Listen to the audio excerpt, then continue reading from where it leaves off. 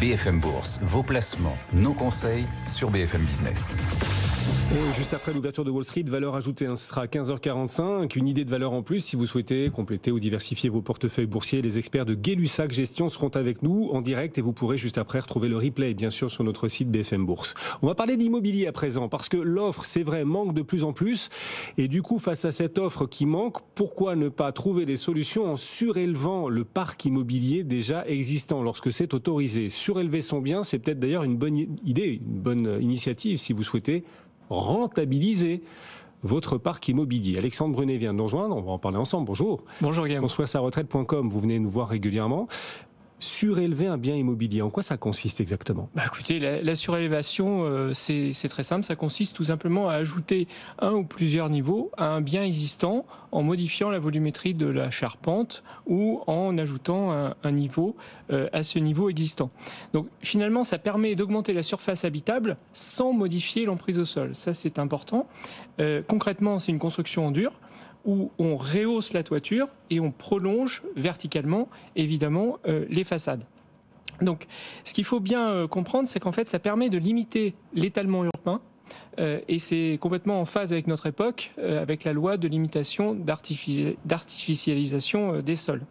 Donc, aujourd'hui, c'est quelque chose qui apparaît incontournable finalement parce qu'aujourd'hui, comme vous l'avez dit, on manque de plus en plus de foncier constructible dans les grandes villes et donc c'est quelque chose qui permet d'apporter finalement plus de surface sans trop s'étendre. Alors il y a différents immeubles qui sont particulièrement adaptés à ça, c'est des immeubles de toit plat datant des années 70, des immeubles dont le toit n'est pas assez haut, la charpente n'est pas assez haute pour aménager les combles, ou tout simplement ce qu'on appelle les dents creuses, c'est-à-dire les petits immeubles, les petits hôtels qui se retrouvent entre deux grands immeubles. Et pourquoi ne pas rehausser le petit immeuble? Et on obtient la surface habitable complémentaire. Et si je me lance dans les travaux pour surélever le bien que je possède, les avantages peuvent être vraiment importantes. Enfin, l'effort mérite, tout travail mérite salaire. Est-ce qu'on est rémunéré? Est-ce que le rendement est important? On est très bien rémunéré. Le principal avantage, évidemment, c'est que l'on apporte de la surface habitable alors qu'on a déjà le bien.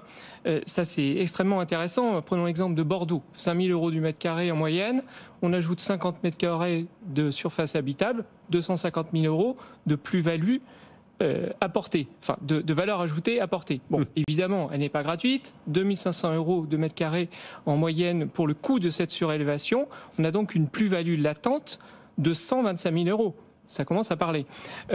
En plus de ça, quand on se lance dans ce genre de projet, eh bien, on en profite pour refaire les façades. On peut aussi ajouter des productions d'économie d'énergie, comme des panneaux photovoltaïques en haut, ce qui va contribuer à réduire les charges de copropriété. Et puis aussi, on a une règle d'arithmétique, Guillaume, c'est que si l'on ajoute de la surface habitable, évidemment, ça diminue mécaniquement les tantièmes des appartements déjà existants. Donc finalement, ça diminue les charges de copropriété. Les deux avantages, là, on peut arriver jusqu'à 30% d'économie sur les charges de copro. Là, vous nous faites rêver, on a tous des étoiles dans les yeux et on se dit on va tous surélever notre habitation, notre bien, notre parc immobilier pour essayer de générer cette rentabilité dont vous nous parlez. Oui, c'est peut-être pas si simple. C'est pas si simple. Il faut des autorisations. Nous sommes en France, nous avons un plan local d'urbanisme, le PLU, et évidemment, avant de se lancer dans ce genre d'aventure, il faut vérifier que les hauteurs, les vis-à-vis, tout cela sont bien respectés. Donc, entre 5 et 40 mètres carrés, on peut demander une déclaration préalable de travaux. Enfin, c'est pas on peut, il faut. Au-dessus de 40 mètres carrés, c'est un permis de construire. Et si c'est au-dessus de 150 mètres carrés, c'est un architecte qui doit valider ces plans. C'est absolument indispensable. Et puis aussi, parlons un tout petit peu technique, parce que on ne surélève pas un ensemble comme ça. Il vaut mieux prendre ses précautions pour éviter de se retrouver avec une sorte de tour de Pise au bout de quelques mois. Il faut s'assurer que les fondations, les murs porteurs peuvent supporter cela.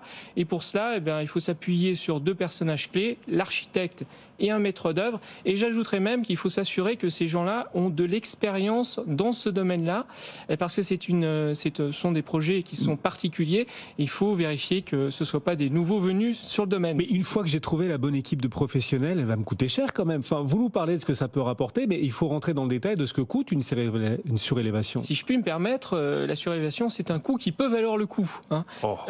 Oui, je l'avais préparé. Il dépend finalement... Je vous la laisse.